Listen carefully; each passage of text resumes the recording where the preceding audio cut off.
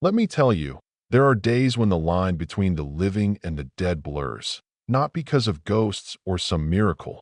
No, but because the truth, when it finally claws its way out from the mud, doesn't care about your fancy black coat or the size of your bank account. That's what happened at Richard Hallberg's funeral, and it all started with a boy nobody saw coming, barefoot, covered in mud, 7 years old at most, standing just at the edge of a world that was never meant for kids like him. He didn't belong there, not with the polished shoes, the umbrellas, the kind of cold silence that only follows money and loss. And yet, there he was, eyes fixed on a woman who seemed carved out of pure grief. Margaret Hallberg, tall, sharp, the kind of beauty that money polishes but sadness can't quite dull, stood alone in front of the marble grave. Her hand, gloved and trembling, rested against the stone like she was holding on for dear life.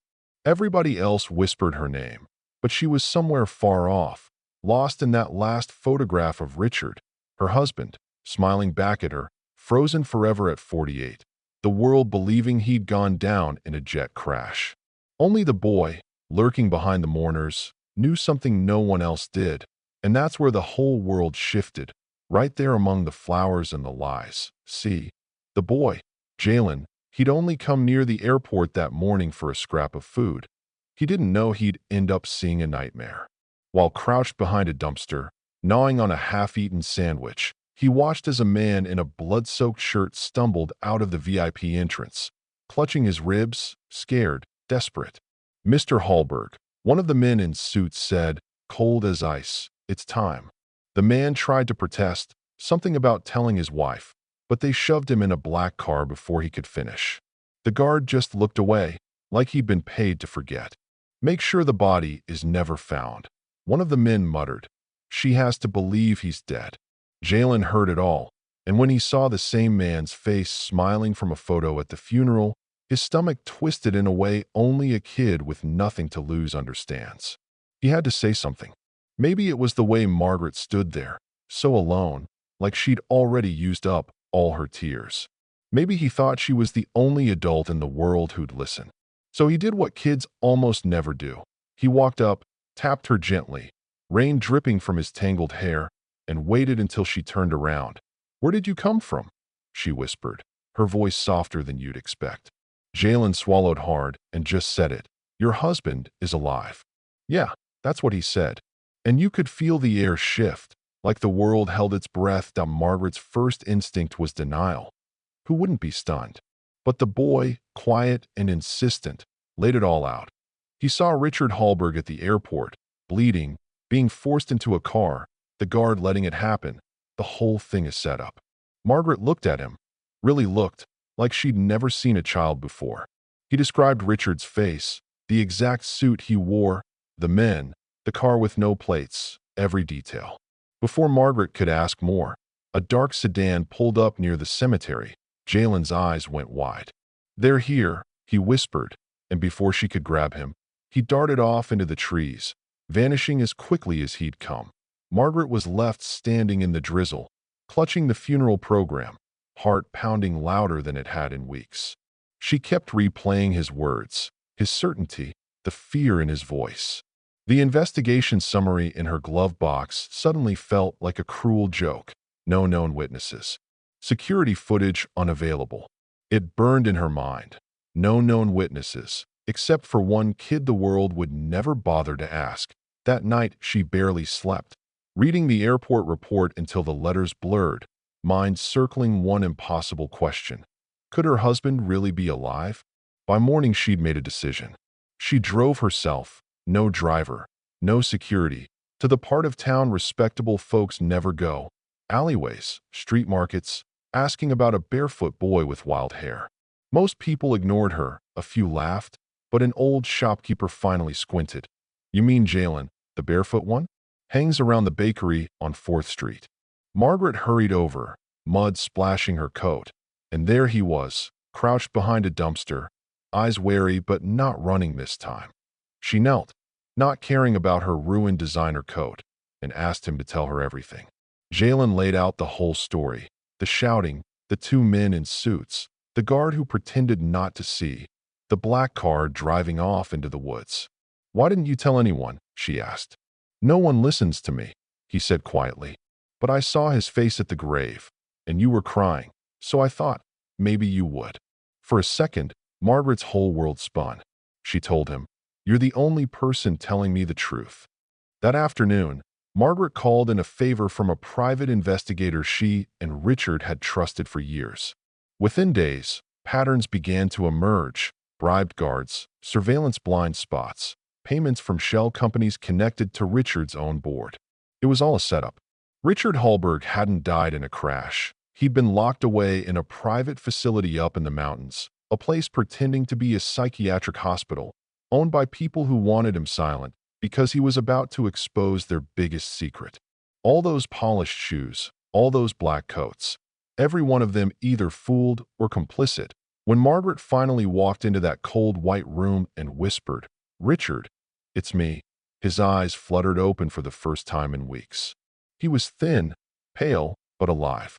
"I thought I buried you," she sobbed. He just croaked. "You almost did. They told me I'd never see you again." But he did, and the world found out fast. Executives resigned, arrests were made, and the scandal lit up the news. But that's not what stuck with people. See, at the press conference, it wasn't the crime or the headlines that caught everyone off guard. It was Margaret stepping forward, holding Jalen's hand, the boy now in clean clothes, hair combed, new shoes on his feet. She said, "This child saved my husband's life." Richard, still weak, nodded and added, "We're adopting him. He's our son now." Reporters gasped, cameras flashed, and Jalen just stared at them, at the two adults who'd finally listened, finally believed. He whispered, "Do I have to call you Mom and Dad?" Margaret smiled through her tears. "Only if you want to." He looked down, hesitated, then whispered, "Okay, Mom." Richard laughed for the first time in months, and the crowd roared. That night, as the three of them sat under the stars, Jalen realized he wasn't just a poor boy from behind a bakery anymore.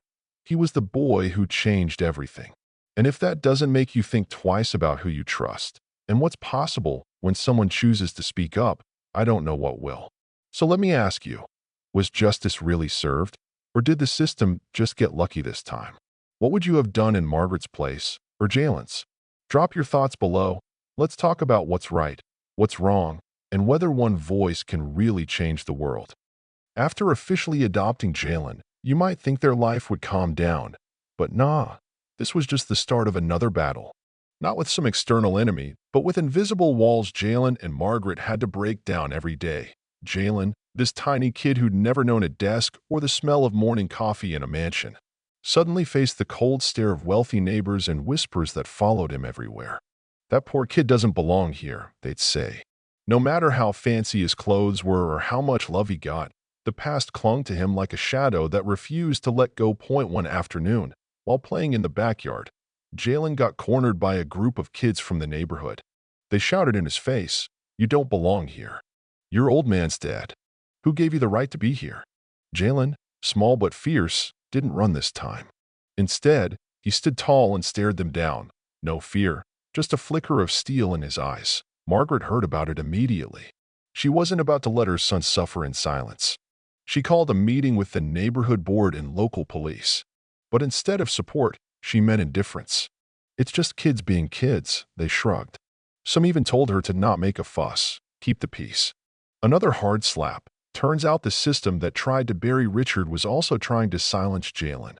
Margaret didn't back down. She reached out to a seasoned civil rights lawyer who had helped many families facing discrimination. Together with Jalen, they started building a case, collecting videos, witness statements, even psychological reports to document the bullying. For the first time, Jalen learned how to use the law as a shield, not to fight back, but to protect himself. Then came an unexpected player, Mr. Thomas, the neighborhood director.